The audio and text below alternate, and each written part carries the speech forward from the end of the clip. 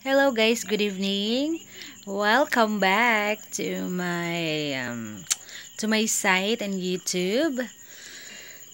Ayan, hindi tayo naka-update agad sa ating nagawang headdress.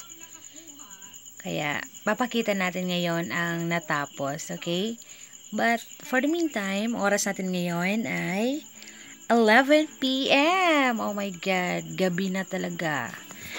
Kaya guys, eto papakita ko yung isang design na natapos na 2 days before at narentahan na din tapos naisauli na.